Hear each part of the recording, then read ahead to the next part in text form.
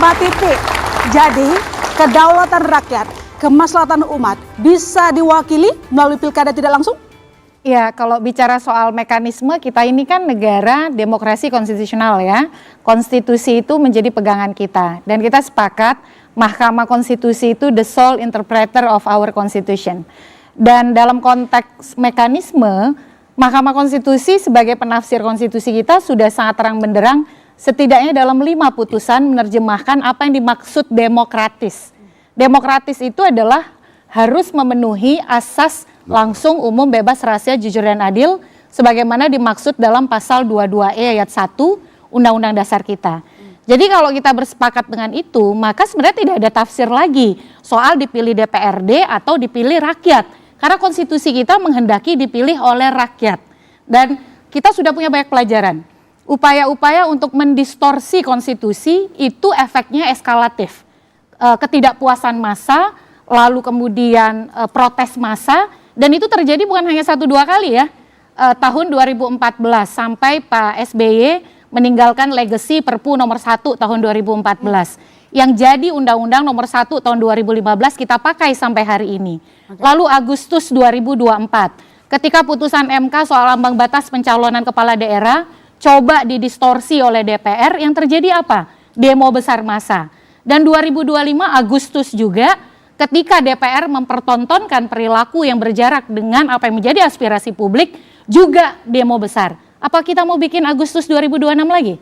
Nah, tentu kan tidak ya, itu yang pertama. Yang kedua, kalau kita bicara soal menata menyederhanakan, sebenarnya jalan keluarnya ada di pembentuk undang-undang.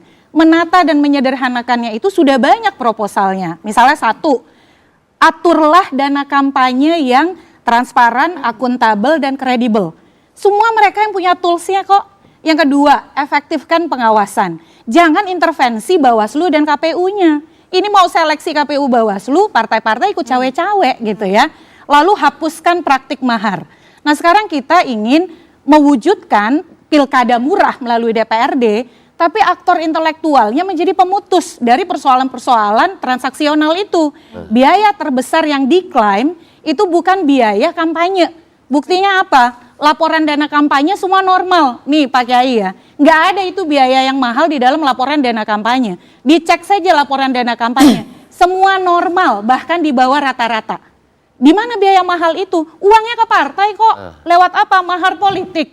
Lalu kita ingin berikan kewenangan absolut memilih kepala daerah itu ke biang masalahnya. Jadi solusi apa yang mau ditawarkan?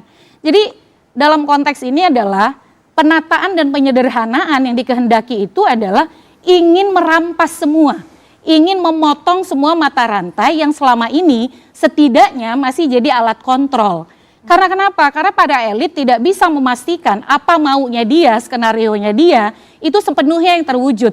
Karena suara rakyat itu tidak bisa dikendalikan sepenuhnya. Contohnya, 3 daerah bercalon tunggal di Pilkada 2024. Kalah kok sama kota kosong. Masyarakat tidak menghendaki, tapi kalau pilkadanya oleh DPRD 100% pasti menang nih. Nah jadi dalam konteks ini, kalau kita ingin sungguh-sungguh, ingin serius menata, membenahi, menyederhanakan, instrumennya ada, tanpa harus mengambil alih hak rakyat untuk memilih langsung, yang itu sebenarnya juga tidak disukai oleh rakyat, yaitu pemilihan oleh DPRD. Oke, baik. Mas Umam, kalau kata Mbak Titi adalah merampas kontrol rakyat. Demokrat kenapa sih berbalik arah sekarang, berbeda dengan sikap 2014? Konteksnya dalam setiap keputusan tentu memiliki konteks argumen yang beragam. Ini kalau misal tadi mendengarkan penjelasan dari Profesor Niam, saya pikir sudah clear. Tafsir itu selalu terbuka, tidak ada tafsir yang tunggal Mbak ya.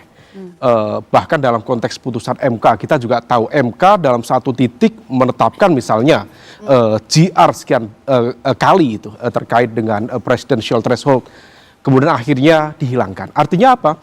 Bahwa dalam konteks perubahan sikap, perubahan keputusan, itu satu hal yang wajar.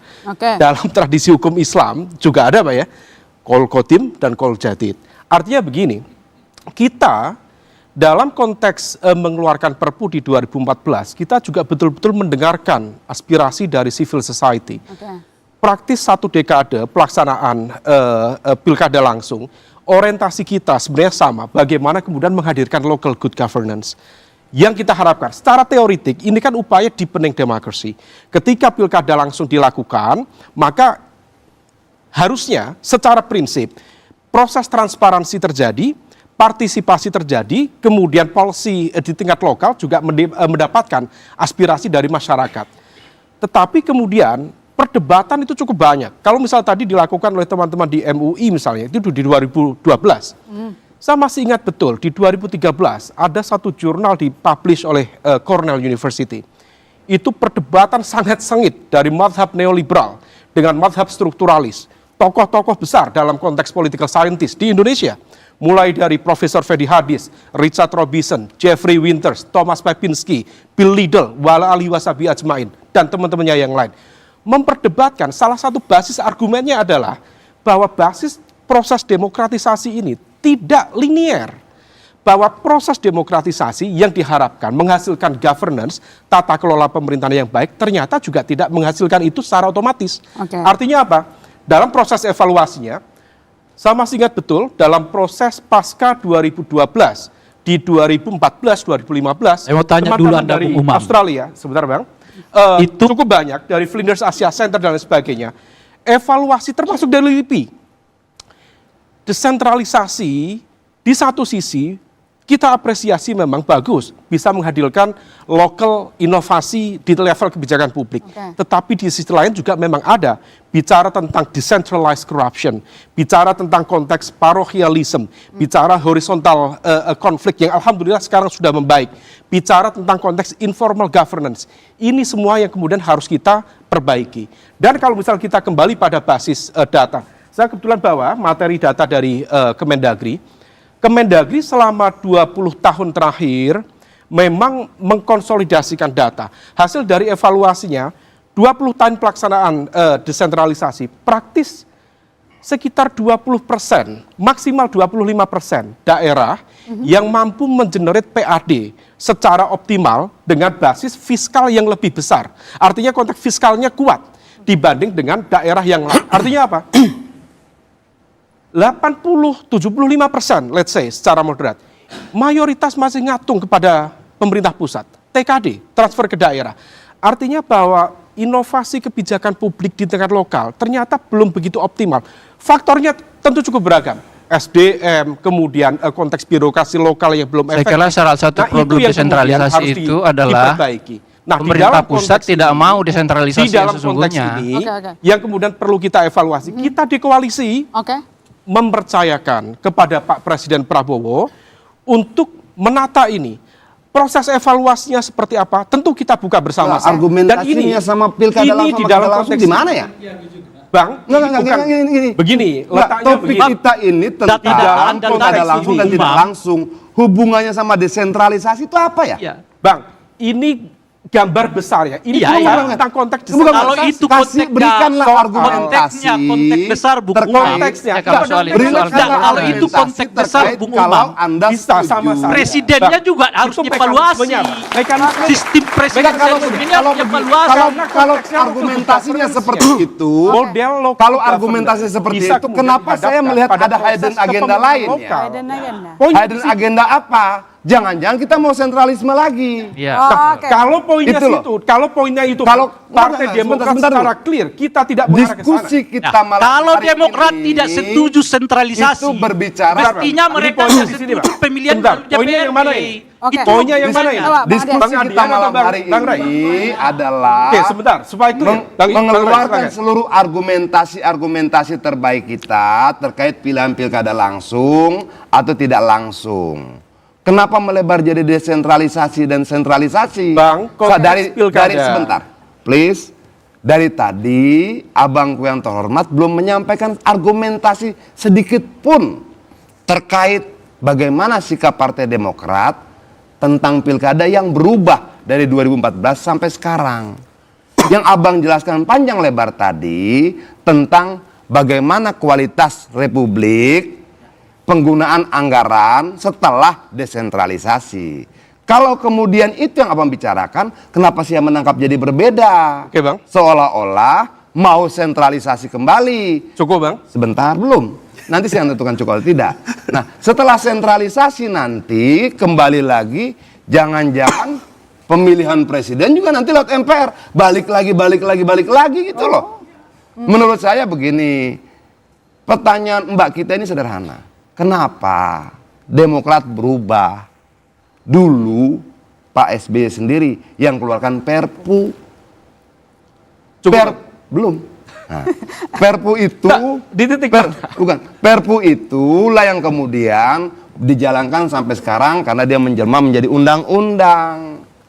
Itu loh. Apakah kemudian perubahan ini terkait sesuatu? Jelaskanlah. Oke. Itu loh. Cukup Bang? Sumam? Cukup. Oke, Ya, baik. dijawab. Bang, konteks kerangka berpikirnya kita meletakkan bahwa evaluasi langsung atau tidak langsung. Kalau misal tadi kembali kepada tujuannya, apa sih tujuannya Bang? Kita melihat tujuannya adalah menghadirkan local good governance, tata kelola pemerintahan lokal yang baik. Karena itu adalah evaluasi mendasar. Saya masih ingat, almarhum Rizwanda Imawan, teman baik dari teman-teman GMNI, teman-teman PDIP, konstruksi berpikirnya waktu itu sangat genuine, sangat legitimate. Evaluasi yang dilakukan waktu itu juga sama, bahwa pilkada DPRD, salah satu yang paling mendasar adalah faktor korupsi. Proses pemilihannya dengan kode dan lain sebagainya, itu modusnya sudah ditulis. Yang ditanya di tadi dalam konteks itu, kemudian evaluasi itu dilakukan. Yang ditanya tadi itu, tolong sebentar. Dikembalikan di dalam yang ditanya konteks tadi itu, kenapa Demokrat berubah sikap? Harus disikapi. Nah, adapun berubah sikap, itu hal yang biasa Bang. Biasa dalam arti begini. Jadi biasa berubah-ubah. Ya enggak, biar jelaskan pertanyaannya. Saya sampaikan, di dalam konteks itu selalu ada perubahan, itu hal biasa.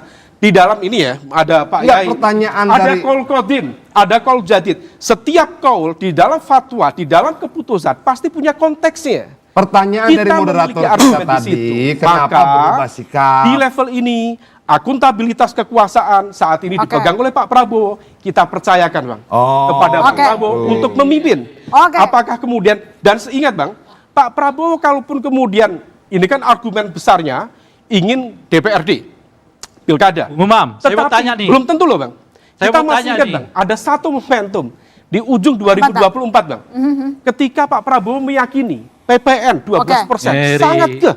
Tetapi ketika kemudian civil society bergerak, memberikan respon yang sangat objektif. Saya mau tanya sedikit Bung Umam. Saya mau tanya sedikit Bung Umam. Boleh saya tanya sedikit? Artinya saya kalau tanya sedikit kemudian saja. gerakan civil society yang besar, Ada kebijaksanaan. Saya mau tanya Mimpin. Saya dari tadi nanya. Itu yang Nanya sedikit kepada Bung Umam.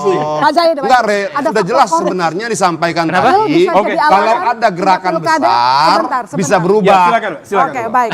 Pak Kenapa Jayadi, korupsi? silakan. Korupsi itu kan soal tata kelola. Ya, betul. Kenapa disalahkan ke sistem pemilihannya? Betul. Kenapa ada money politik? Money politik, biaya pengamanan, biaya apa lagi? Mahar. Pengadilan, mahar segala macam. Itu kan semua terlarang menurut undang-undang. Betul. Terlarang itu. Jadi kalau partai-partai politik mengakui biaya politik tinggi di luar yang dilaporkan itu, berarti mereka melanggar undang-undang dong. Iya kan? Atau berarti penegakan hukum jadi problem. Jadi Pak Yai, mafsadatnya itu tidak harus diganti dengan mengganti sistemnya. Tapi mafsadat itu tidak harus diperbaiki menjadi maslahat dengan cara mengganti sistemnya. Adalah dengan memperkuat penegakan hukum. Betul. Jadi Pak Jayadi Anda Jadi melihat maksudnya ada gini, kenapa partai-partai ini berkoalisi sampai 81% jumlahnya untuk mencabut hak demokratis rakyat itu? Harusnya mereka berkoalisi, kalau memang pro rakyat, berkoalisi untuk dengan sebenar-benarnya memberantas itu politik uang. Oke. Siapapun, Jadi karena itu dianggap menyebabkan korupsi kan? Ya. Siapapun yang melakukannya itu didiskualifikasi. Oke. Gitu kan? Betul. Oke, Pak Nah Jayadi. kalau itu tidak dilakukan, ganti sistem sama aja. Ya kan? Sementara rakyatnya, haknya yang sudah dia menikmati selama 20 tahun, hilang gitu. Oke. Di dalam negara demokrasi, ini teorinya secara politik Mbak Titi, bukan secara hukum. Kalau hukum kan Mbak Titi ya. Di dalam negara demokrasi itu, ini mohon maaf Pak Yai, teori politik nih, rakyat yang berkuasa, satu. rakyat yang memerintah. Gitu. Pemerintah itu yaitu bikin kebijakan segala macam. Mbak, aku ada pertanyaan Tapi, satu, Mbak. Bisa nggak? Sebentar. Lanjut dia, Tapi Pertanyaan teoritik juga. Demokrasi itu mengenal nggak demokrasi perwakilan? demokrasi itu ada dua. Demokrasi Nah, langsung. jawabannya, Bang. Mengenal nggak demokrasi Sebentar dulu, perwakilan? saya ngajar. Adalah Sebentar, Mas. demokrasi tidak langsung. Mas, melalui ya, saya memang rakyat. baru ngajar ilmu politik, baru 26 tahun. Ya. Demokrasi itu ada langsung atau tidak langsung. Tidak langsung itu perwakilan. Ada nggak demokrasi langsung di dunia ini sekarang? Nggak ada. Semua demokrasi di dunia ini sekarang, Bang Irwan, Ya. tidak langsung atau perwakilan. Jadi siapa yang berhak nunjuk wakil itu? Rakyat. Yang punya kekuasaan, yang punya daulat. Siapa yang punya daulat? Rakyat. Tugas Anda sebagai DPR, Pak, dipilih oleh rakyat, Pak. Iya. Iya, Pak. Jadi Anda Terus DPR. kenapa kita bilang bahwa pilkada oleh DPRD itu anti demokrasi? Rakyat tidak setuju pilkada tak langsung. Sebentar, Rey. Anda anggota DPRD Suruh bikin perda, dikasih bikin mandat undang-undang. oleh rakyat untuk melaksanakan pemerintahan di bidang legislatif. Anda tidak diberi mandat untuk bidang milih wakil eksekutif. rakyat lagi. Enggak, Pak. Rakyat ini udah Kepala daerah itu wakil rakyat yang diberi tugas melakukan pemerintahan di bidang eksekutif. Siapa yang punya mandat? Betul. Rakyat. Prof. Kecuali kalau Anda mau mengubah sistem kita menjadi sistem Enggak, parlementer. Prof. Kalau Rakyat Anda masih mau cuma satu kali presidensial. pemilihan, ubah sistemnya jadi Enggak, sistem Prof. parlementer. Prof, sendi dan fundamen negara kita yang saya ketahui ada 3, Prof. Satu, bahwa negara kita adalah republik. Yang kedua, daulat rakyat dilaksanakan menurut Undang-Undang Dasar. Iya, betul, betul. Yang ketiga adalah negara kita adalah negara hukum. Ini sendi Oh fundamental. iya benar semua itu. Apa masalahnya? Dan ini yang saya mau katakan. Apa masalahnya? Anda kalau memahami perwakilan itu salah. Loh, siapa bilang salah? Bukan sederhana, Konstitusi kita mengatur begitu, Dan Pak. konstitusinya sudah diterjemahkan oleh Mahkamah Iya. Konstitusi. Putusan Kalau Mbak. Mahkamah Konstitusi sudah menerjemahkan, kenapa kemudian dipertanyakan kedaulatan rakyat Mbak, dilaksanakan putusan- menurut Undang-Undang Dasar? Mahkamah Konstitusi putusannya final dan mengikat sebagai penafsir konstitusi. Mbak, Tadi putusan perubahan Mahkamah soal ambang batas Konstitusi- pencalonan presiden yang mengubah bukan pembentuk undang-undang. Mahkamah Konstitusi berubah pendirian. Mbak, dengan Jadi segala jangan hormat. pembentuk undang-undang yang mengubah. Mbak, gitu. dengan segala hormat bahwa Mahkamah Konstitusi putusannya tidak ada final dan binding. Yang ada berubah-berubah. Putusan 7273 ketika pilkada pertama kali Salah lagi nih. 2005. Baca undang-undang lagi, Mas. Hah? Baca undang-undang dasar lagi. Loh, Prof yang harus baca undang-undang. Tidak ada perubahan teks Undang-Undang Dasar 1945 sampai sekarang. Oke. Putusan Mahkamah Konstitusi yang sifatnya final dan binding tersebut justru dengan 3 ketua MK yang berbeda justru berubah-ubah. Menurut Undang-Undang Dasar, apalagi? keputusan Kalau Mahkamah begitu- Konstitusi itu gimana? Kenapa, Pak? Menurut Undang-Undang Dasar, Gimana? apa status keputusan Mahkamah Konstitusi? Menurut Undang-Undang Dasar. Pak, putusan Mahkamah Konstitusi menurut Undang-Undang Dasar itu yang saya pahami final and binding. Maka Akhir dan mengubahnya mengikat. bukan oleh tunggu dong. DPR, mengubahnya oleh Mahkamah Konstitusi. Pak. Soal usia calon wakil presiden juga diubah oleh Mahkamah Konstitusi. Iya, Nggak Anda ada nggak protes. reporter ngomong inkonstitusional. Prof, Jadi konsisten jadi dong. Anda protes nggak Kenapa? waktu batas usia calon presiden Nah, diganti? ini Jadi jangan kan lain giliran lagi yang usia dibicarakan. cawapres, Prof, oke. Giliran Pasal kedaulatan 22E, rakyat, nggak oke. Pasal 22E teksnya tetap ayat 2 mengatakan bahwa pemilu itu sampai dengan memilih DPRD, kabupaten, presiden, wakil presiden dan lain-lain itu sampai DPRD. 18 ayat 4 mengatakan pilkada dilaksanakan secara demokratis. Ya, itu interpretasi. 18, 19, 20 memperjelas teknis pelaksanaan pemilu. Mana yang berubah dengan pilkada dilaksanakan oleh DPRD?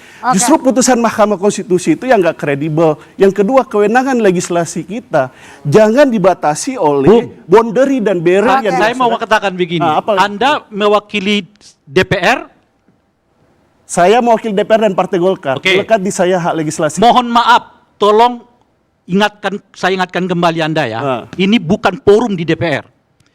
Pernyataan Anda yang menyebut bahwa MK itu tidak kredibel, Saya pertanggungjawabkan. ya, Saya pertanggungjawabkan. saya hanya mengingatkan. Saya pertanggungjawabkan. Anda Karena kalau memang Anda tidak kredibel, menyatakan Pak. Anda datang ke sini sebagai anggota DPR, oke? Ya. Dari fraksi Golkar, maka pernyataan Anda itu akan bisa berlanjut ke soal status Gibran. Pak, putusan Yang saya bicarakan adalah putusan Mahkamah Konstitusi terkait dengan Kalau sistem Anda pemilu. mau mengatakan Oke, nanti kita lanjutkan, saudara, tetaplah di itu Bola akan Liar. salah.